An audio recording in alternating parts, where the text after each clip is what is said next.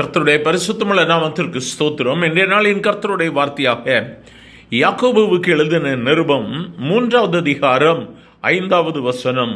அப்படியே நாவானதும் சிறிய அவயமாயிருந்தும் பெருமையானவைகளை பேசும். பாருங்கள், சிறிய நெருப்பு எவ்வளவு பெரிய காட்டை கொளுத்தி விடுகிறது. எனக்கு அருமையானவர்கள், இந்த இடத்துல நாம் எச்சரிக்கையாக இருக்கும்படியாக கர்த்தர் வார்த்தையை நமக்கு அனுப்புகிறார். நம்முடைய நாவின் வார்த்தைகளிலே நாம் எச்சரிக்கையாக இருக்க வேண்டும். நாவானது மிகவும் சிறிய அவயவமாயிருந்தாலும் அது பெருமையானவைகளை பேசும். பாருங்கள் என்று சொல்லி வேதம் சொல்லுகிறது.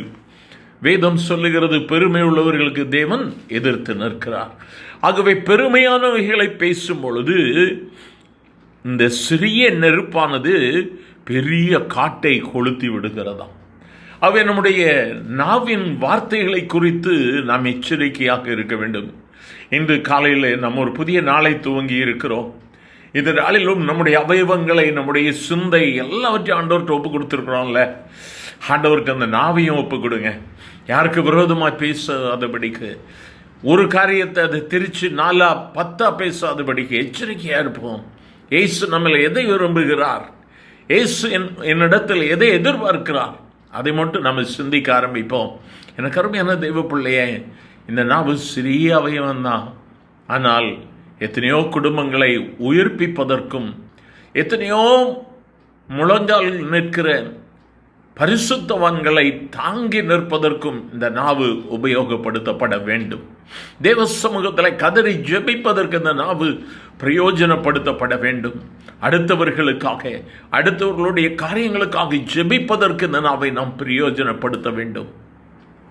மாறான காரியங்களுக்கு, உலகத்தின் காரியங்களுக்கு, உலகத்தின் மற்ற சம்பவங்களுக்கு, மனிதர்களை பிரித்து விடுகிற சம்பவங்களுக்கு இந்த நாவை நாம் பிரயோஜனப்படுத்துவோமானால், இந்த காலவெளியில் பரிசுத்த ஆவியானவர் நம்மை பார்த்து தான் சொல்லுகிறார், இந்த நாவு சிறிய அவயவம்தான், ஆனாலும் எச்சரிக்கையாக நாம் இருக்க வேண்டியது மிகவும் அவசியமாக இருக்கிறது.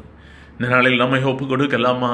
ஆண்டவரே, இந்த நாவின் மூலமாய் நான் உம்மை துதிக்க வேண்டும், உம்மை புகழ வேண்டும், உம்முடைய நாமத்தை நான் மகிமைப்படுத்த வேண்டும், உம்மை குறித்து நான் மற்றவர்களுக்கு சொல்ல வேண்டும். ஆண்டவரே, மற்றவர்களை குறித்த பேச்சு அல்ல, காசிப்பிங் அல்ல, என் இயேசுவை நான் பிரதிபலிக்க வேண்டும். அவர்கிட்ட சொல்லாமா?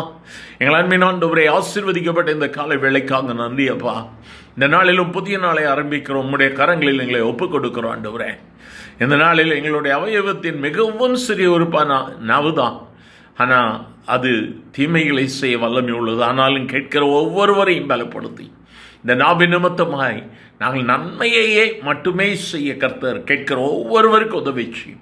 இந்த நாவின் நிமித்தமாய் உம்மை துதிக்க வேண்டும், உம்மை புகழ வேண்டும், உம்மை போற்ற வேண்டும், உம்முடைய மகிமையை மற்றவர்களுக்கு நாங்கள் சொல்ல வேண்டும். ஆண்டவரே, இதுதான் எங்களுடைய இன்றைய நாளினுடைய தீர்மானமாக இருக்கட்டும். கேட்கிற ஒவ்வொருவரையும் ஆசீர்வதியும். இயேசுவின் நாமத்தில் பிதாவே, ஆமேன், ஆமேன்.